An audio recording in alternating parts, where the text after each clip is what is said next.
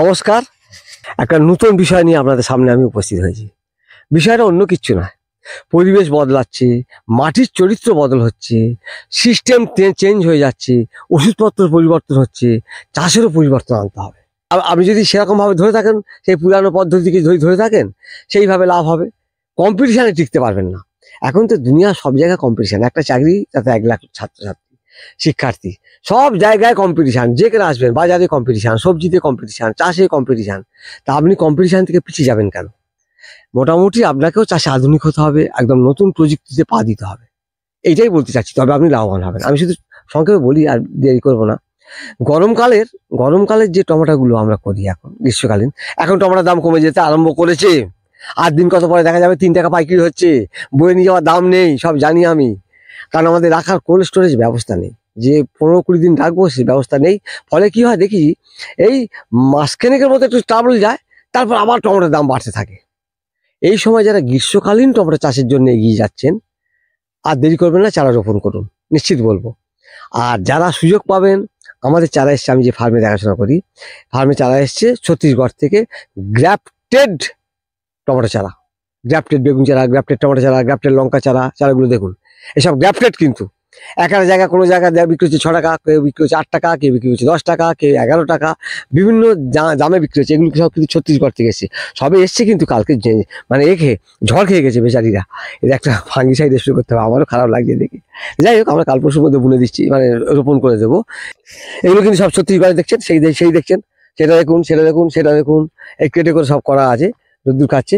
এগুলো কিন্তু সব ছত্তিশগড়ে কিন্তু গ্রাফটেড টমেটো চারা, অর্থাৎ আগাছার সঙ্গে, যেমন এই বেগুন দেখিয়েছিলাম, আগাছার সঙ্গে এগুলো গ্রাফটিং করা হয়েছে। তার লাভটা কি? আমি যে 6 টাকা, 9 টাকা, 10 টাকা দিয়ে যে চারাগুলো কিনবো, তা আমার তো 1 টাকা করে চারা পাওয়া যাচ্ছে। তা এর সঙ্গে তফাৎটা কি করবে? তফাৎটা করবে এই জায়গায়, ঝিমিয়ে পড়বে না, ঢলে পড়বে না, ঘুমিয়ে যাবে না।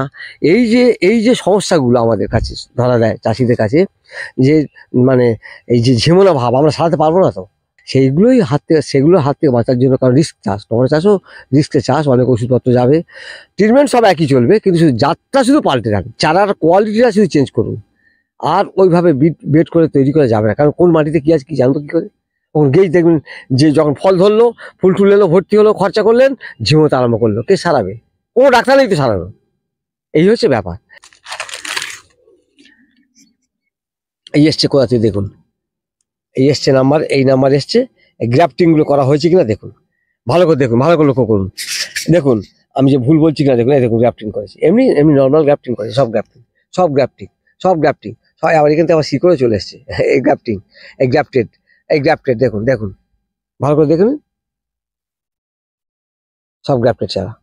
এই এতটা জায়গা মানে মাটিতে পোতা রোপণ করা হবে, এগুলো কিন্তু সমস্ত গ্রাফটেড চারা, এইভাবে কিন্তু এসছে। এই চারাগুলো রইলে, এইটা রোপণ করলে কি হয়, চোখ বন্ধ করে ভরসা করা যাবে। ফলন প্রচুর দেবে। 3টে টমেটো গাছে যা ফলন হবে, একটা টমেটো গাছে ফলন হবে। একটু দূরত্ব লাগাতে হবে, আমরা লাগাবো তো এখান থেকে প্রায় 4.5 ফুট 5 ফুট দূরে লাগাবো একটা চারা, না রাখা যাবে না টমেটো চারা, এত ঝাঁকড়া বট গাছের মতো হয়ে যাবে। একটু দূরে লাগাতে হবে, প্রচুর ফলন দেবে, ঝিমিয়ে পড়বে না, ঘুমিয়ে পড়বে না, ঢলে পড়বে না। একদম চোখ বন্ধ করে ওষুধ খরচা করতে হবে না, নর্মাল ট্রিটমেন্ট করে যাবেন, প্রচুর ফলন পাবেন, লাভ পাবেন। আর চারার চরিত্র বদল করতে হবে, তবে আপনি কম্পিটিশান আসতে পারবেন, তাহলে কম্পিটিশান আসতে পারবেন না। আজকাল কোম্পানিরা সব চাষে চলে এসছে, তার সঙ্গে টিকতে হবে মার্কেটে। ঠিক পারবেন টিকতে, আমার ভিডিও দেখুন, ঠিক টিকতে পারবেন, আমার বিশ্বাস, ঠিক টিকতে পারবেন, ঠিক তাদের সঙ্গে লড়াই করতে পারবেন। শুধু চেঞ্জ করুন, পলিসিগুলো চেঞ্জ করুন। আর বিস্তারিত যাচ্ছি না, সকলকে শুভেচ্ছা, অভিনন্দন জানাই। আমি নিশ্চয়ই পরবর্তীকালে আর ভিডিও দেখাবো। সকলকে আবার পুনরায় ধন্যবাদ জানিয়ে শেষ করছি। নমস্কার, ভালো থাকুন, শুধু সঙ্গে থাকুন। ধন্যবাদ।